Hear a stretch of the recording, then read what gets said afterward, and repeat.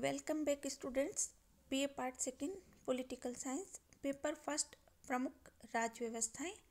आज के लेक्चर का टॉपिक है अमेरिकी संविधान में नियंत्रण तथा संतुलन का सिद्धांत। इससे पहले के वीडियो में हमने शक्तियों के पृथक्करण पर चर्चा की थी। अमेरिका के संविधान में शक्ति पृथक्करण का सिद्धांत अपनाया गया है। फिर भी संविधान निर्माता इस बात से भली भांति परिचित थे कि यदि सरकार के एक अंग पर दूसरे अंग का थोड़ा सा भी नियंत्रण स्थापित नहीं किया गया तो इस बात की पूरी संभावना है कि सरकार का कोई भी अंग अपने क्षेत्र में निरंकुश हो जाए और उनमें पारस्परिक सहयोग नहीं रहे। इसलिए संविधान निर्माताओं ने शक्तियों के पृथक्करण के साथ साथ नियंत्रण और संतुलन की पद्धति को भी अपनाया है। नियंत्रण और संतुलन के सिद्धांत का आशय यह है कि शासन के विविध अंग एक दूसरे की शक्तियों को इस प्रकार नियंत्रित करें कि शक्तियों का संतुलन स्थापित हो जाए और सरकार का कोई भी अंग अपनी शक्तियों का दुरुपयोग न कर सके। शक्ति पृथक्करण और नियंत्रण तथा संतुलन ये दो सिद्धांत देखने पर ऊपर से ऐसा प्रतीत होता है कि परस्पर विरोधी हैं, परंतु इन दोनों सिद्धांतों में परस्पर कोई विरोध नहीं है। ये दोनों सिद्धांत और व्यवस्थाएं तो एक दूसरे की सहायक और पूरक है। इन दोनों सिद्धांतों का उद्देश्य एक ही है और वह यह है कि शासन की शक्तियों को मर्यादित कर संविधानवादी शासन की स्थापना, जिससे शासन नागरिकों की स्वतंत्रताओं को कोई आघात न पहुंचा सके, अपनी शक्तियों का दुरुपयोग न कर सके। अमेरिकी संवैधानिक व्यवस्था में नियंत्रण और संतुलन की जो पद्धति अपनाई गई है वो इस सोच के साथ कि संविधान निर्माताओं ने शासन को मर्यादित रखने और व्यक्ति स्वतंत्रता की रक्षा के लिए शक्ति विभाजन सिद्धांत को अपनाया, परंतु वे शक्ति विभाजन सिद्धांत की सीमाओं से भी परिचित थे। शक्ति विभाजन सिद्धांत के सबसे प्रमुख समर्थक मेडिसन ने अपने पत्र फेडरलिस्ट में लिखा था कि शक्ति पृथक्करण सिद्धांत का आशय यह नहीं है कि व्यवस्थापिका, कार्यपालिका तथा न्यायपालिका का एक दूसरे से कोई संबंध न रहे। उन्होंने स्पष्ट कहा कि जब तक ये तीनों अंग एक दूसरे से संबद्ध न किए जाएंगे और इस तरह से मिला नहीं दिए जाएंगे कि एक का दूसरे पर नियंत्रण स्थापित हो जाए, तब तक स्वतंत्र सरकार की स्थापना कदापि नहीं हो सकती। इसके अलावा संविधान निर्माताओं के द्वारा यह भी सोचा गया कि शक्ति विभाजन के सिद्धांत को पूर्ण रूप से अपनाने पर शासन का प्रत्येक अंग अपने निश्चित क्षेत्र में असीमित शक्तियां प्राप्त कर लेगा और शक्तियों के दुरुपयोग की संभावना बनी रहेगी। इसलिए उनके द्वारा यह निश्चय किया गया कि तीनों अंगों की शक्तियां अलग अलग करने के साथ साथ ऐसी व्यवस्था कर दी जाए कि एक अंग दूसरे अंग को नियंत्रित करता रहे और एक ऐसा शक्ति संतुलन स्थापित कर दिया जाए कि कोई भी अंग बहुत अधिक शक्तिशाली न हो सके। नियंत्रण और संतुलन के सिद्धांत को अपनाने का रूप यह है कि शासन के तीनों अंगों अर्थात व्यवस्थापिका, कार्यपालिका और न्यायपालिका में से प्रत्येक अंग पर अन्य दो अंगों के द्वारा नियंत्रण रखते हुए ऐसा शक्ति संतुलन स्थापित किया जाता है कि कोई भी अंग बहुत अधिक शक्तिशाली न हो जाए। तो हम देखते हैं अमेरिकी संविधान में सरकार के तीनों अंगों के संबंध में जो व्यवस्था की गई है वो इस प्रकार से है। फर्स्ट पॉइंट है कांग्रेस की शक्ति पर नियंत्रण। कांग्रेस को व्यवस्थापन के क्षेत्र में शक्तियां दी गई है, परंतु कांग्रेस की इस शक्ति पर राष्ट्रपति और सर्वोच्च न्यायालय का प्रतिबंध है। कांग्रेस द्वारा पारित विधेयकों पर राष्ट्रपति को विलंबकारी निषेधाधिकार और जेबी निषेधाधिकार यानी पॉकेट वीटो प्राप्त होता है। राष्ट्रपति को प्राप्त निषेधाधिकार की यह शक्ति कांग्रेस की कानून निर्माण की शक्ति पर एक प्रभावी नियंत्रण है और समय के साथ इसमें वृद्धि भी हुई है। राष्ट्रपति के द्वारा कांग्रेस को संदेश भेजकर, राष्ट्र के नाम अपील प्रसारित करके, कांग्रेस सदस्यों पर विभिन्न अनुग्रह करके और एक विशेष राजनीतिक दल के नेता के रूप में कानून निर्माण के कार्य को प्रभावित किया जा सकता है। कानून निर्माण की शक्ति जो है कांग्रेस की, वो सर्वोच्च न्यायालय से भी प्रतिबंधित होती है। संविधान की व्याख्या करते हुए सर्वोच्च न्यायालय के द्वारा ऐसे कानूनों को अवैधानिक घोषित किया जा सकता है जो कि न्यायालय के विचार में संविधान के प्रतिकूल है। इस प्रकार राष्ट्रपति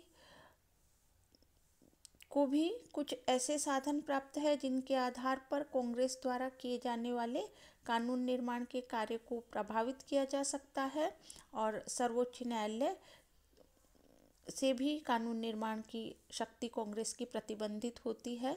तो कांग्रेस को कानून निर्माण की शक्ति प्राप्त है, परंतु इस संबंध में वह मनमाना आचरण नहीं कर सकती है। सेकंड पॉइंट है राष्ट्रपति अर्थात कार्यपालिका की शक्ति पर नियंत्रण।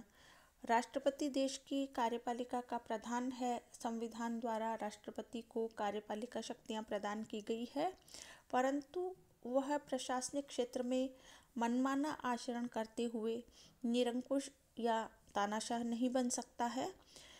कांग्रेस द्वारा अनेक रूपों में राष्ट्रपति की शक्ति पर अंकुश रखा जाता है। जैसे संविधान के अनुसार यह आवश्यक है कि राष्ट्रपति द्वारा की गई युद्ध की घोषणा की पुष्टि कांग्रेस करे।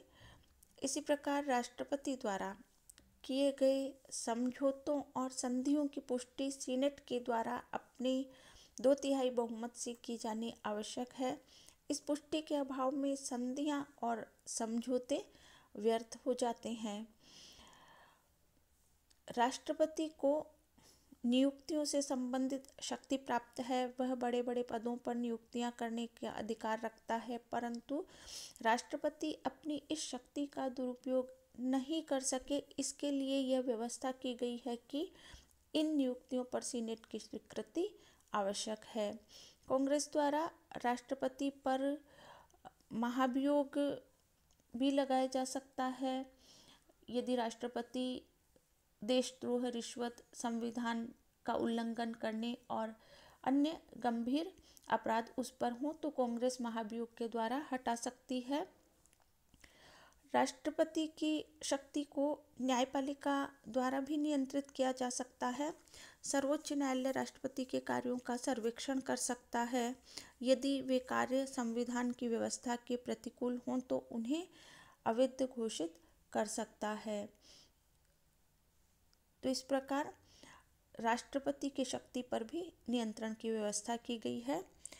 नेक्स्ट पॉइंट है न्यायपालिका की शक्ति पर नियंत्रण।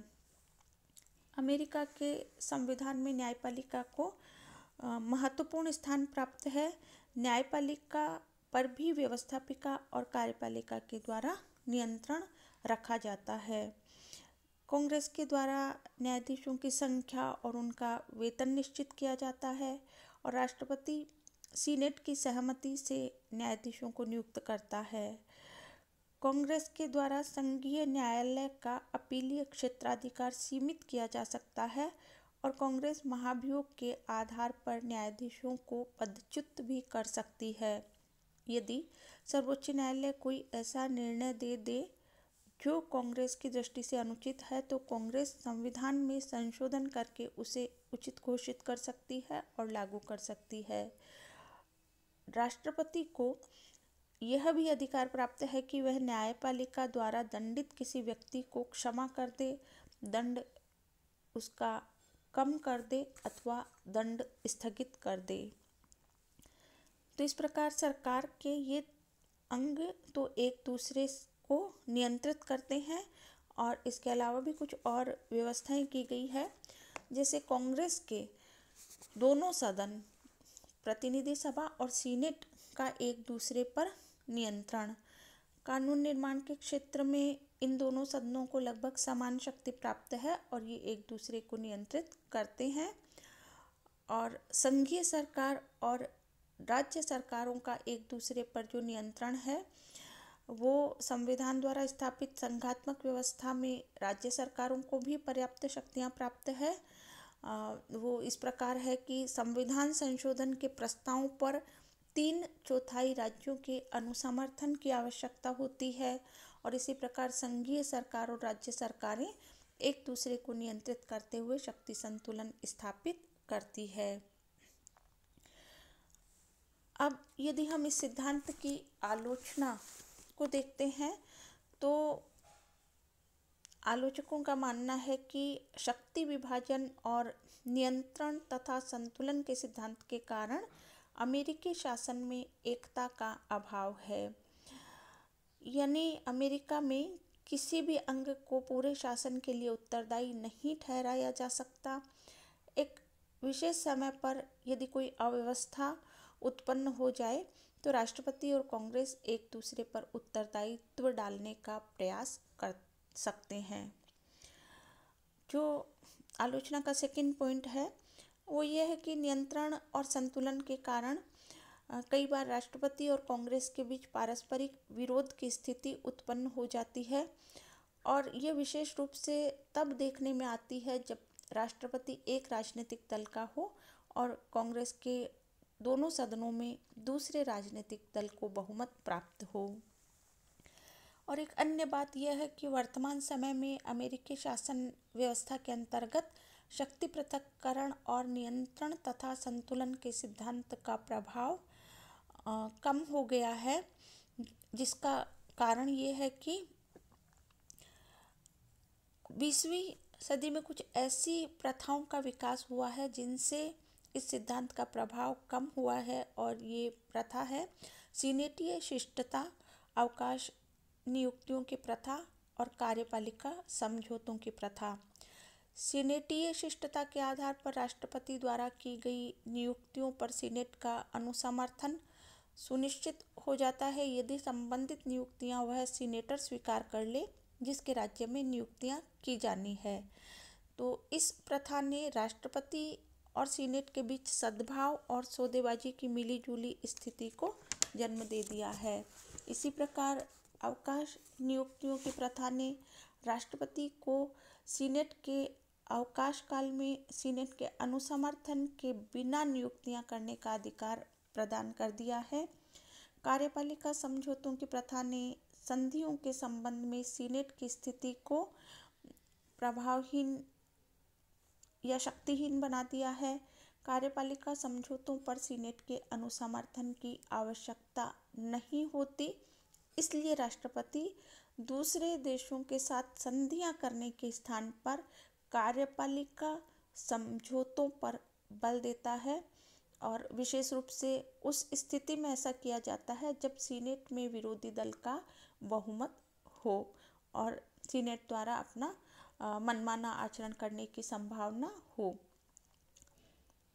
इन सब के बावजूद भी जो व्यवहार में देखा गया है वो ये है कि आपातकाल में तो शक्ति विभाजन और नियंत्रण तथा संतुलन का सिद्धांत लगभग पूर्णतया ही समाप्त हो जाता है और समस्त शासन तंत्र पर निर्विवाद रूप से राष्ट्रपति का नेतृत्व स्थापित हो जाता है, परंतु सामान्य काल में शक्ति विभाजन तथा नियंत्रण और संतुलन सिद्धांत प्रभावी होते हैं।